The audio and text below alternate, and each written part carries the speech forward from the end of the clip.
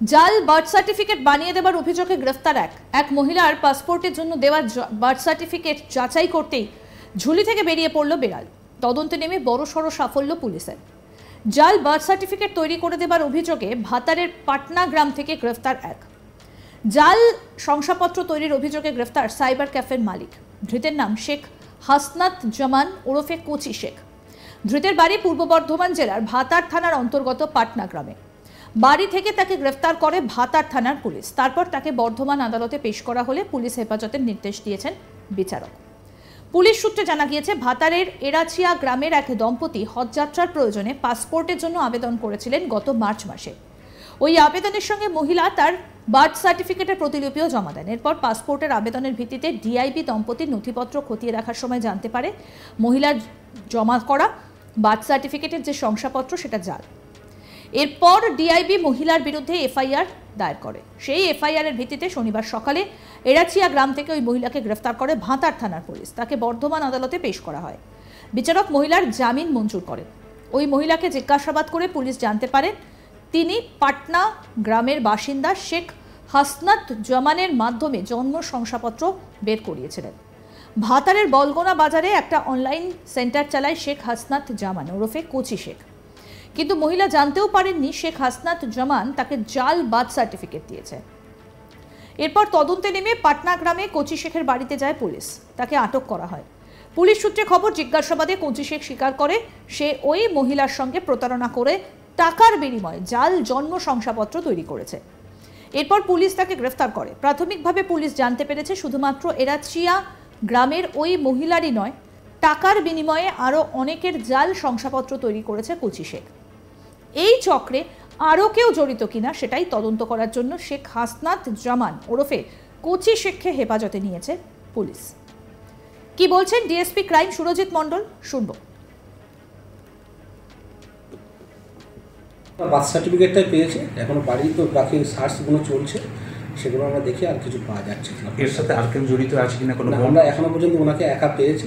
আমরা আরও জিজ্ঞাসাবাদ করছি, ফার্দার কী লিড পাচ্ছে তার উপরে আমরা ভেরিফাই করব। এই জাল সার্টিফিকেটগুলো প্রদানের ক্ষেত্রে শুধুমাত্র কি ভাতার এলাকার মধ্যে সীমাবদ্ধ ছিল নাকি জেলার বাইরে অন্য কোনো জায়গা? না, এখনো পর্যন্ত আমরা যেটা পেয়েছি ওনারটাই পেয়েছি, আর বাকি যেগুলো আমরা পেয়েছি সেগুলো এগুলো ভাতারের মধ্যেই আছে, এবং বাইরেও হয়তো থাকতে পারে, সেগুলো আমরা ভেরিফাই করছি। এগুলো কি টাকার বিনিময়ে করা? টাকার বিনিময়ে। স্যার আনুমানিক কত টাকা বিনিময় করতে বলে কিছু স্বীকার করেছে? না, এটা উনি বলছে খুব 700, 800, 1000 এর মধ্যে মোটামুটি লিমিটেড আছে। স্যার এই সার্টিফিকেট যে করেছেন উনি পাসপোর্টের ব্যাপারে ব্যবহার করেছেন কি? জাল পাসপোর্ট কি কিছু পেয়েছেন যে জাল পাসপোর্ট বানিয়েছে? এখনো আমরা পাইনি। জাস্ট উনি যখন অ্যাপ্লিকেশন করেছে কাগজটা দেখে আমাদের যখন ডাউট হয় তখন আমরা চলে গেছি। এর আগে যেগুলো হয়েছে তাতে আমাদের কিন্তু কোনো ডাউট নেই, সেরকম আমরা পাই। এই ধরনের কাজ করার ক্ষেত্রে কী কী পন্থা অবলম্বন করেছেন উনি জানতে পারছেন? কী কী বিষয়গুলো উনি অবলম্বন করেছেন? টেকনোলজি কী কী ব্যবহার করেছেন? না, ওনার কাছে এরকম ধরনের ফরম্যাট করা আছে, এবং উনি একজনের কাছে জিজ্ঞাসা করছেন আপনার বয়স কত আছে, বা তাকে দেখে উনি একটা আইডিয়া করছেন তার বয়স এই আছে। উনি সেই বয়সটুকু আজকের দিন থেকে তত বছর পিছিয়ে গিয়ে একটা ফরম্যাট আছে ওনাকে, সেখানে একটা ওনার নিজের মতো হিসাব করে একটা বয়স বসিয়ে দিচ্ছে, দিয়ে উনি সই করে সেটাকে দিয়ে দিচ্ছে। এখানে কোনো অ্যাপস বা সফটওয়্যার ইউজ করেননি উনি? সেরকম আমরা পাইনি এখনো পর্যন্ত। এটা ভেরিফাই চলছে, দেখা যাক আর একটু ভেরিফাই করলে বা আর একটু ইনভেস্টিগেশন করলে আমরা বেরিয়ে আসবে আরও কী কী আছে। আমাদের প্রতিনিধি সুজাতা মেহরা কি প্রতিবেদন তুলে ধরেছেন, শুনবো এবার। ভাতারের এরাচিয়া গ্রামের এক দম্পতি হজ যাত্রার জন্য পাসপোর্ট তৈরি করতে দিয়েছিল, এবং সেই পাসপোর্ট তৈরি করতে দেওয়ার আবেদনের সঙ্গে যেসব নথিপত্র দিয়েছিল সেখানে মহিলার যে জন্ম শংসাপত্র ছিল সেটি দেখে কিন্তু ডিআইবির সন্দেহ হয়। তারা খতিয়ে দেখতে গিয়ে জানতে পারে যে ওই জন্ম শংসাপত্রটি কিন্তু জাল। তারপর ভাতার থানায় ডিআইবির তরফ থেকে সুনির্দিষ্ট অভিযোগ দায়ের করা হয়, এবং অভিযোগের ভিত্তিতে পুলিশ ওই মহিলাকে এরাচিয়া গ্রাম থেকে গ্রেফতার করে এবং বর্ধমান আদালতে পেশ করে। যদিও বর্ধমান আদালতের যিনি বিচারক ছিলেন তিনি কিন্তু মহিলাকে জামিন দিয়ে দেন, কিন্তু মহিলার কাছ থেকে জিজ্ঞাসাবাদে যে তথ্য পায় পুলিশ তা কিন্তু যথেষ্টই উদ্বেগজনক। এবং সেখান থেকে জানা যায় যে ওই মহিলা বলগোনা বাজারের, অর্থাৎ ভাতার থানারই বলগোনা বাজারের একটি অনলাইন সেন্টার থেকে ওই জন্ম শংসাপত্রটি বের করিয়েছিল, এবং সেইটি বের করে দিয়েছিল শেখ হাসনাত জামান ওরফে কোচি শেখ, তারই ওই অনলাইন সেন্টারটি। তার ফলে ওই কচি শেখকে পুলিশ গ্রেফতার করে। কচি শেখের বাড়ি হচ্ছে ভাতার থানারই পাটনা গ্রামে, এবং গ্রামে থেকেই বাড়ি থেকেই তাকে গ্রেফতার করে পুলিশ।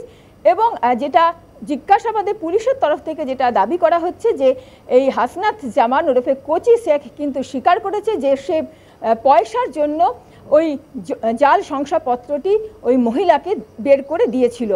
এবং এই যে জাল, তার যে জন্ম শংসাপত্রটি জাল, কচি শেখ যে তার সঙ্গে প্রতারণা করছে এটা কিন্তু ওই মহিলা জানতেন না। এবং এই ঘটনার পরিপ্রেক্ষিতেই কিন্তু ওই যে অনলাইন সেন্টারের যে মালিক রয়েছে শেখ হাসনাত জামান ওরফে কচি শেখ, তাকে পুলিশ গ্রেফতার করে এবং তাকে বর্ধমান আদালতে পেশ করা হয়েছে। তাকে নিজেদের হেফাজতে নিয়েছে তদন্তের স্বার্থে।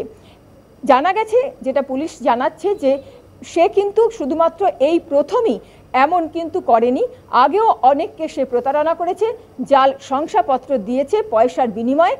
অনেকে জানতেও পারেনি যে তাদের সঙ্গে প্রতারণা হচ্ছে এবং জাল শংসাপত্র দেওয়া হচ্ছে। ঠিক যেরকম এই মহিলা কিন্তু অজান্তেই এই হাসনাত জামান ওরফে কচি শেখের কাছ থেকে কিন্তু শংসাপত্রটি বের করিয়েছিল। সে জানতেও না যে এই শংসাপত্রটি তাকে জাল বের করে দিয়েছে কচি শেখ। পুলিশ রিমান্ডে নিয়েছে এবং এর সঙ্গে আর কোনো বড় চক্র জড়িত আছে কিনা সেটাও কিন্তু খতিয়ে দেখছে পুলিশ। প্রসঙ্গত বলি, বিগত কিছু সময়ে পূর্ব বর্ধমান জেলা জুড়ে জাল শংসাপত্র তৈরির অভিযোগে বেশ কয়েকজনকে গ্রেফতার করেছে পুলিশ। ফলে এই ধরনের ঘটনায় রীতিমতো উদ্বেগ তৈরি হয়েছে প্রশাসনের অন্দরে।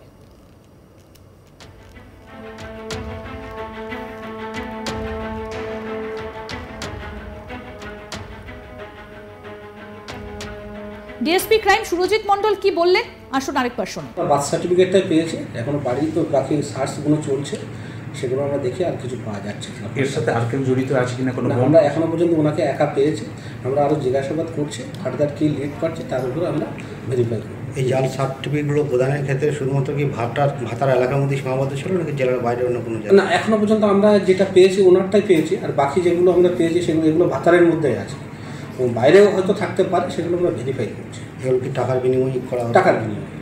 স্যার আনুমানিক কত টাকা বিনিময় করতে বলে কিছু স্বীকার করেছে? না, এটা উনি বলছে খুব 700, 800, 1000 এর মধ্যে মোটামুটি লিমিটেড আছে। স্যার এই সার্টিফিকেট যে করছেন উনি পাসপোর্টের ব্যাপারে ব্যবহার করেছেন কি? জাল পাসপোর্ট কি কিছু পেয়েছেন যে জাল পাসপোর্ট বানিয়েছে? এখন আমরা পাইনি, জাস্ট উনি যখন অ্যাপ্লিকেশন করেছে কাগজটা দেখে আমাদের যখন ডাউট হয় তখন আমরা চলে গেছি। এর আগে যেগুলো হয়েছে তাতে আমাদের কিন্তু কোনো ডাউট নেই, সেরকম আমরা পাইনি। এই ধরনের কাজ করার ক্ষেত্রে কী কী পন্থা অবলম্বন করেছেন বলে জানতে পারছেন? কী কী বিষয়গুলো উনি অবলম্বন করেছেন, টেকনোলজি কী কী ব্যবহার করেছেন জানতে? আরও আপডেট পেতে দেখতে থাকুন আজ তাক বাংলা। সাবস্ক্রাইব করুন, নোটিফিকেশন পেতে বেল বাটন অপশন প্রেস করুন, হোয়াটসঅ্যাপেও ফলো করুন আজ তাক বাংলা।